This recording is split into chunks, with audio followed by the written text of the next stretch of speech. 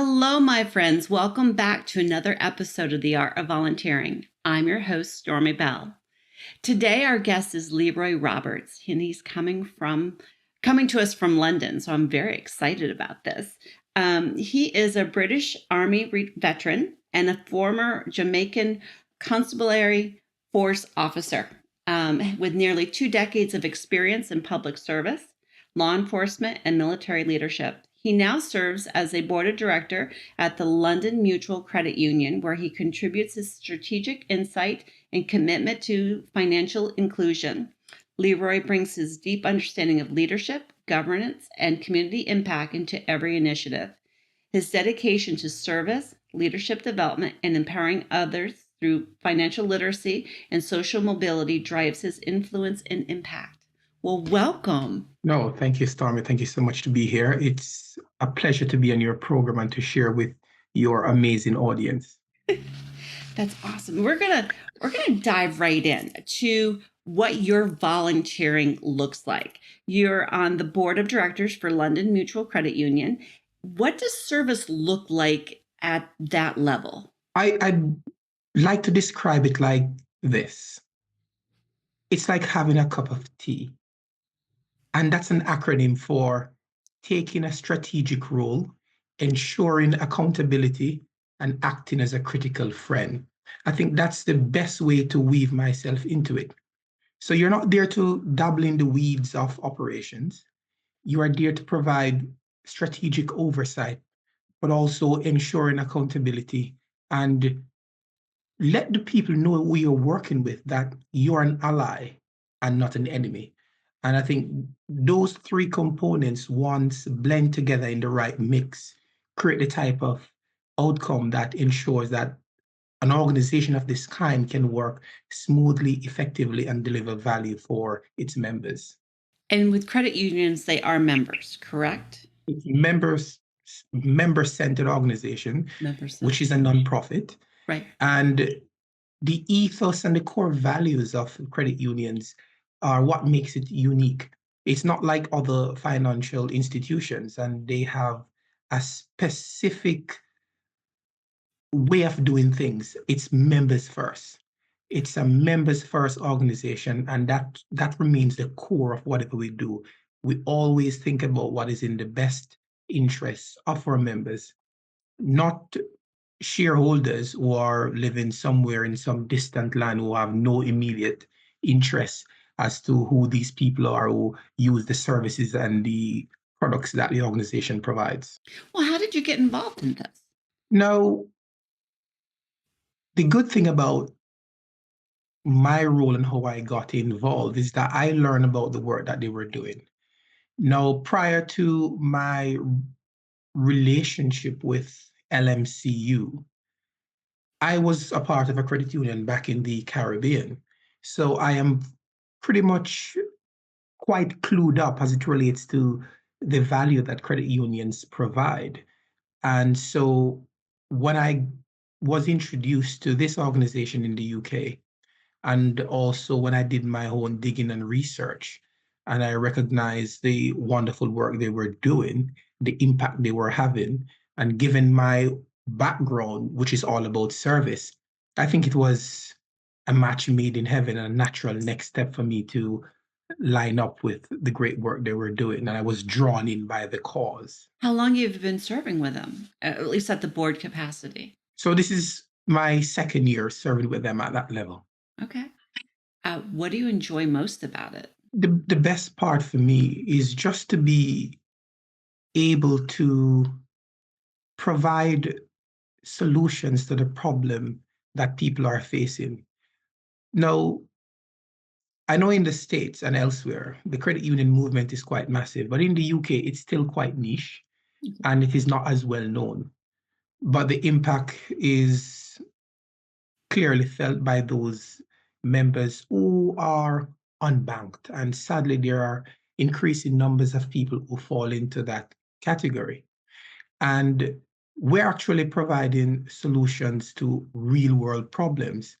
And every time when I meet and I sit with my colleagues and I learn of the challenges that members are facing, and as we onboard new members, I think that's very reassuring because it makes me feel so good that we can provide a solution for people who are really struggling and who have challenges and have been excluded from the mainstream financial system. And this is happening in a first world country. Wow. There's a lot in there. There's so many variables that go into, there's the different categories of like underhoused or underinsured and having access to financial literacy and a financial institution that cares and understands is so valuable. So thank you for that service. Sure, thank you as well. As we were preparing for our conversation today, I asked you to share what your core values are around volunteering. And I absolutely adore your first response. Service is in my DNA. I love that. Can you just share your thoughts on that perspective? All my life, I have been involved in service-oriented position and role. And as you have explained from the brief share from my bio, my background has always been about public service, starting out with the Jamaica Constabulary Force back in the Caribbean and then into the British military. So service is ingrained in whatever I do. And one of the things that is key about that approach and the opportunity I would have had to have those experiences is that it has positioned me uniquely to understand the needs at the grassroots level. In other words, I understand the challenges that most people face at the lowest level. And having had the opportunity to serve on many boards and with people at the executive level, I am able to bridge the gap between the two, between corporate strategy and deep human insight and understanding. And that is why I strongly believe that service is at my DNA, because I am not just talking about something. This is what I have lived, and this is what my entire career has been all about to this day. So, uh, I guess, what motivated you to become part of the British Army? What motivated the service? Like the true core value was it uh, uh, family influence or something you saw through your education experience? Like what drove that into your into your soul? Well, life for me started out in humble beginnings, from a humble beginning from the Jamaican countryside. And I was exposed to an environment at birth, let's just say, that was very limiting and restrictive. And I had to fight very hard to break free from that, to be able to realize a different future from what I was being offered. And once I ventured out on that pathway, let's just say a hunger and a thirst for more began to grow larger and larger. And when I even looked at my very own parents, for example, my dad, God bless him, he passed away at age 80. And for most of his life, he never even had access to a bank account. So I knew on a deep personal level what it's like to be excluded from the financial system. And that is not only for me, it's true also for many people. And that is why I said most of the challenges that people face, I have lived. But the good thing is, I have not only lived them, I have risen above them. And now I am able to be able to paint that perspective so that other people can see in my own story of what it's like to be, let's just say, counted out, to be called upon. And that has been my journey. And I think a wonderful, uh, it's a wonderful thing by me sharing this and being vulnerable as well. Other people can see their own story reflected in mine and be willing to do what I have done, which has been a blessing for my life, which is to give a little more and take a little less. Mm. I appreciate that. Thank you for sharing. Thank Okay, you. your next core value is leadership by example, and you just touched on it in what you just said, but you want to elaborate a little bit more on that? Yes, we have a lot of people in positions, but sadly, we do not have enough leaders. And the world right now is going through a crisis, and that crisis is trust in leadership. And this is happening at all levels in every sector. And as such, what that has done, it has created distrust in some of our foundational institutions, even in our community and in many teams. And I think a part of my role is how best to restore that. And I think at the very heart of that initiative, we have to do the hard work to reflect and to, let's just say, rebuild leaders who are worthy of trust because we have lost the trust and that will take time. And I think the rebuilding process is long overdue and it should begin now. And I think anything I can do to help with that effort will go a far way, even if I'm not around to see it realized fully. But I'm happy to throw my support in the ring. Appreciate that. Mm. All right, your third response is so true to the volunteering world, giving back to move forward. Can you share how this motto directs your volunteering? I would like to use this quote. I think it's by Zig Ziglar. And it says, if you give people what they want, they will give you what you want. And I think the challenge in life is that we have so much takers and not enough givers. And even I'm heavily involved in team centric organizations. And I've seen where people have missed this opportunity whereby they use people to get an outcome or an objective that is unique to their goal and their mission. But what they fail to do is to help people to be useful. And the best way you can do that is to help people to recognize their own worth, their own value, and to also let them see that their contribution matters. And when you can do that, then you will have enough people who will rally around a cause and just be willing to, let's just say, commit and commit for the long term. And that's what we want to see more of. And I think we need more people who can be a trailblazer. And I hope what I'm doing does help to do that.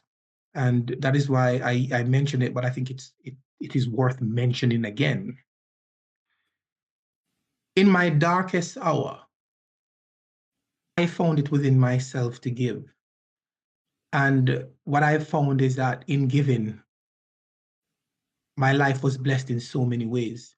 Because just by getting out of your own head and thinking about life in a broader way and not just in your own little bubble, I have come to recognize, and I like this phrase, I've used it so many times, that I have been blessed by the love and the kindness and also the lessons from the blindness. And sometimes it is whilst you are engrossed in service, you can recognize some of the life lessons and you can become more appreciative of some of the people in your life and the experiences you have had.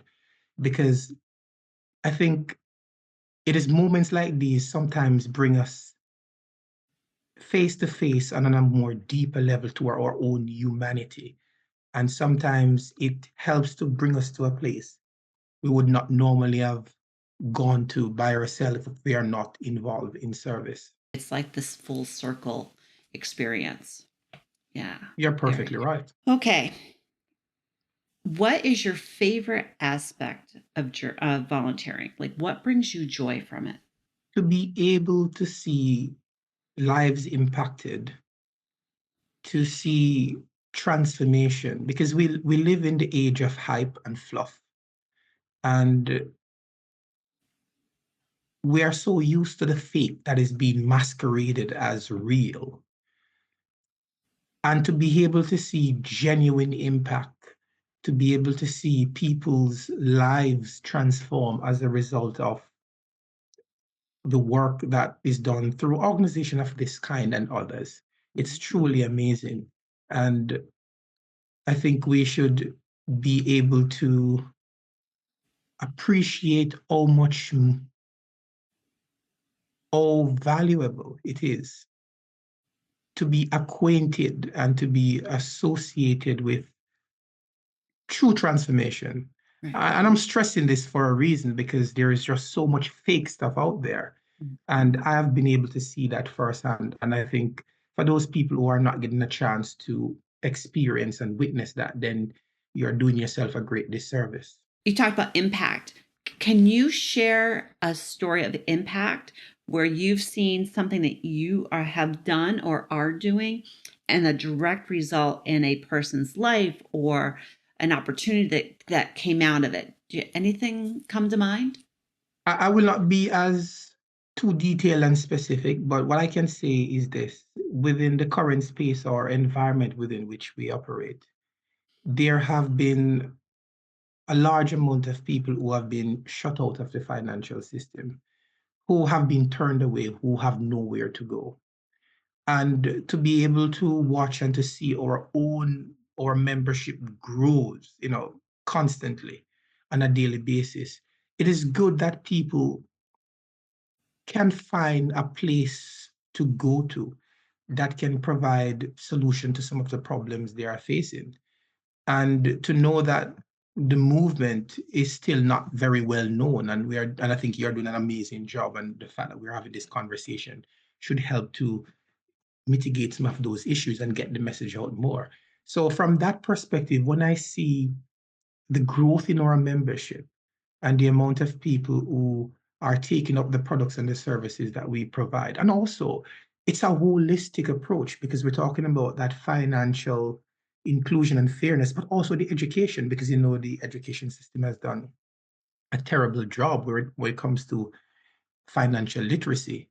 And most people who even make it to the tertiary level are still poorly educated as it relates to financial matters. So to be able to provide that holistic service whereby we're not here to give you an account or to provide you loans, mortgages, or whatever, or insurance, but also we want to cater for your financial development. We want to equip you with the knowledge and the skill to manage your resources and to really take your life into your own hands and to become a responsible person, so which is good financially. And I think that is a good thing that we are able to provide that. It's not just good for the individual, it's good for the entire society that Exactly. they're living in. There's more security in that Mhm. and what that looks like, and for the individual, for the families, for the extended families. So there's a lot of I could see the impact that would have, really increasing the financial literacy.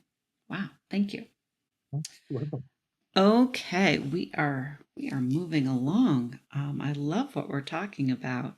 Same I here. have I think it's a fun question. So, can Let's you hear it. can you share a blooper? Now, a blooper, some people think like something that went wrong. It doesn't necessarily mean that. It's something that didn't go as planned. And what was the lesson learned? I think my blooper, well, actually, it's a good one. It's Okay. very good. So actually, I started out on this journey, and I wanted was to give back to my immediate credit union. And whilst doing that, I didn't know that I would have been bitten by the bug and be drawn in on a much deeper level. Because whilst doing that, and as I began to read and research a bit more about the history of the credit union, I've learned that the actual movement was spearheaded by a fellow Jamaican from Clarendon. Um, Sadly passed away in 2020 by at age 92. His name was Basil Lewis. And this wonderful gentleman, I mean, he was a trailblazer. He came to this country in just after the Second World War, 1954. And when they moved here, like many other Jamaicans, they were having it really difficult just to access financial products and services. And they began to set up a little saving scheme, which evolved into this great movement. And to recognize the impact he has made, and to, as I read more of that, I became heavily influenced by his work. And that has only inspired me to take on a lot more, let's just say, responsibility in this sector to help those people who are in need and to serve the underserved and the underrepresented. And as such, I have not only worked with my local credit union, but there is a trade union here in the UK. It's called ABCO, which is the Association of British Credit Union Limited. So I've now moved on to serve at the forum level, which is responsible for credit unions, member credit unions for the entire London and the south of England. So that's led me to play an even greater role, which I am pleased to announce, and I'm loving it. Oh, wonderful. Mm.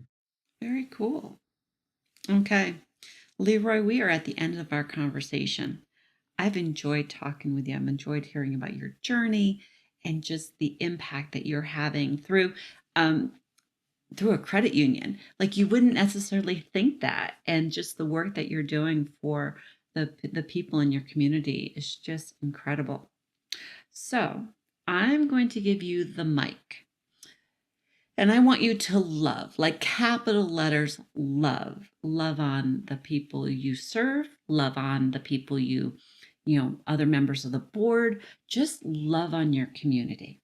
So, first of all, thank you so much, Stormy, for the amazing opportunity to share with you. And the work that you're doing is absolutely amazing. And I um, celebrate you for that. Now, to the members of London Mutual Credit Union, it's an amazing family. And it's such a wonderful thing to serve with my fellow directors there and also the staff members and the wider membership. I salute them for the amazing work they do. We are constantly changing lives.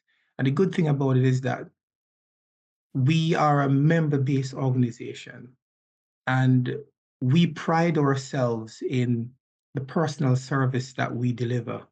And our members have trust in us, and we will do everything to ensure that we uphold and constantly earn the trust they have invested in us. And it's such an amazing thing to be involved in this work. And I would wish that many more people who are just becoming aware of this organization will get more involved, become a member, become a part of the movement, and yeah, let's work together and build a better community for everyone. It's a great place to be, and I welcome you on board. Wonderful. Well, thank you, Leroy, for being my guest today. I have found so much value in everything that you shared. Um, Being in the States, I won't be able to take advantage of your services, but I'm so glad that others are going to be able to hear about what you do and hopefully expand your community. So, to my listeners, I know that you found value as well. So, I ask that you rate and review this episode wherever you're listening. It truly does help other individuals hear about the impactful work everyday people are doing to help transform the fabric of our society. So, until the next time on The Art of Volunteering, have a great day. Bye bye.